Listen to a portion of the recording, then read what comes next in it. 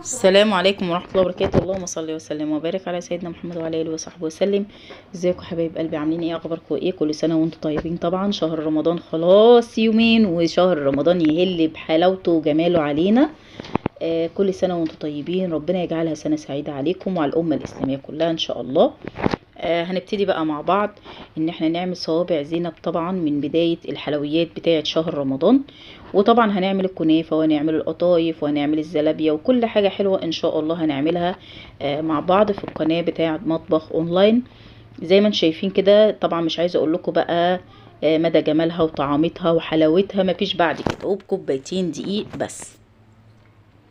تعالوا بقى مع بعض نعرف المقادير بتاعتنا ايه. طبعا انا هنا حبيت ان انا اوريكم بعاير ازاي الصوابع زينب بالمقادير بتاعتنا. طبعا انا بجيب كوبايتين من الدقيق، الكوبايه اللي هعاير بيها كل الخامات اللي انا هضيفها في قلب صوابع زينب. زي ما انتم شايفين كده انا جبت كوبايه حطيتها معاكم، اهي الكوبايه التانية. هبتدي بقى مع بعض ان احنا نحط نص كوبايه من الكوبايه دي من دقيق السمولينا اللي هو بتاع البسبوسه. هنروح ضايفينه كده وهنروح ضايفين قد 3/4 يعني تلت كوبايه زيت هروح ضيفاها. طبعا في حاجه عايزه اقول لكم عليها، هنجيب ربع معلقه سكر و 3/4 يعني ربع معلقه خميره هحطها واقلبها مع الدقيق. وهبتدي السكر هحطه في كوبايه فيها قد تلت ميه زي ما انتم شايفين كده. هبتدي ان انا اقلب الحاجه كويس، تقلب السكر مع الميه علشان خاطر لو انت حطيت السكر في قلب الدقيق هتلاقيها كيلت معاكي كده، احمرت، بقت شكلها مش لطيف خالص. فامشي معايا بالخطوات هتطلع معاكي احلى من اي محل تتوقعي. طبعا انا حطيت الزيت خلاص كده، هبتدي ان انا اقلبها. واخر حاجه هضيفها هو الميه.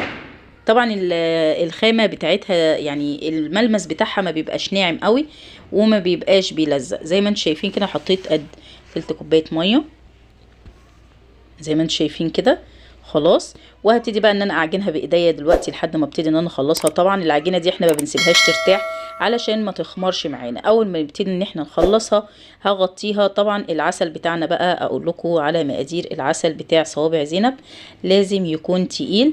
فاحنا هنحط كوبايتين من السكر وكوبايه ميه، هنحطهم على النار. اول ما يغلوا نروح نازلين بحبه ملح ليمون او نص ليمونه.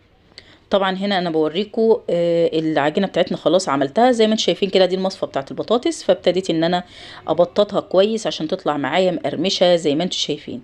عندك المصفى دي حلوه، عندك اللي هي بتاعت البصامه بتاعت الكحك جميله برضو مفيش اي مشكله. طبعا زي ما انتم شايفين كده هنبتدي ان احنا نخلص الكميه. بضغط عليها كويس. طبعا بصوا سهله ازاي وبتطلع معاكي بكل سهوله، ما بتتفرولش ولا فيها اي مشكله. زي ما انتم شايفين كده، شايفين البصمات باينه ازاي. اخلص الكميه بتاعتنا دي كلها وطبعا احط المقادير. بس ابتدي ان انا اعملها كلها وخلاص. خلصت معاكم الصوابع زينب خلاص كده زي ما انتم شايفين. هنبتدي بقى ان انا عندي الطاسه دلوقتي هحط قد نصها كده زيت او ربعها. طبعا انا جايباها حاجه غويطه بحيث ان الحاجه ما تاخدش مني كميه الزيت. طبعا انتوا عارفين الزيت غالي جدا، فاحنا بنحاول على قد ما نقدر ان احنا نوفر جدا ليكم. زي ما انتم شايفين كده ابتدي ان انا انزل بالزيت. يكون يا جماعه وسط، ما تكونش درجه الحراره عاليه، تكون وسط. بعد كده هروح نزليها على العسل يكون بارد. طبعا تكون انت عامله العسل بدري قبل ما تعملي اي خطوه. لازم تكون العسل انت عاملاه ويكون بارد، لان ما ينفعش انك تحطي سخن مع سخن، هتلاقيها بلوزه مش هتبقى يعني حلوه. يعني كده هتطلع معاكي مقرمشه وجميله وطعمه.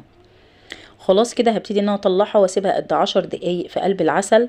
طبعا انا بسيبها، كل ما اسيبها كل ما هتشرب كويس من العسل بتاعنا. خلاص كده احنا زي بقت كده 3 وحدات بس اللي احنا هنقليهم اخر حاجه. وهنا خلاص شايفين طالع ازاي اللون والبصامه ظاهره فيها ازاي وطالعه ذهبي وجميله مفيش بعد كده. طبعا بقى لو انتوا وصلتوا لحد هنا ما تنسوناش بلايك علشان ان شاء الله تشجعوني ان انا انزل لكم فيديوهات جديده ان شاء الله باذن الله. انا بحاول ان انا ابسط الحاجه ليكم، مش بحاول ان انا اعقدها ولا اجيب اي افتكاسات ولا اي حاجه من دي. بحاول ان انا ابسط الحاجه ليكم على قد ما بقدر. خلاص كده ادي صوابع زينب زي ما انتم شايفين كده. خلاص ابتديت ان انا خلاص قلبتها كده في العسل وهسيبها شويه لحد ما تشرب العسل كويس علشان خاطر يبقى شكلها. طبعا بصوا باين عليها بتتكلم عن نفسها. مفيش بعد كده. طبعا مقرمشة وجميلة وطعمة جدا جدا جدا. شايفينها؟